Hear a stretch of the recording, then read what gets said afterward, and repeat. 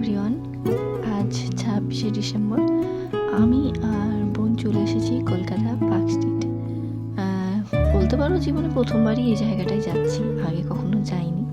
তো সেই সূত্রে বোন আমাকে ঘোরানোর জন্য নিয়ে গেছিলো। যাওয়ার কথা ছিল 25 তারিখ, বাট সেদিন যাওয়া হয়নি, তাই 26 তারিখ গিয়েছিলাম। ওখানটার জায়গাটা কেমন বা ওখানে লাইট কালেকশন কেমন এগুলো দেখার জন্য, কারণ সবাই বলে যে ওখানে নাকি অনেক অনেক লাইট দিয়ে সাজানো হয়। সেগুলো দেখতে গিয়েছিলাম, তো দেখতেও পেলাম চোখের সামনে। সত্যি খুব সুন্দর সাজিয়েছিল, কিন্তু প্রচণ্ড ভিড়, এতটাই ভিড়।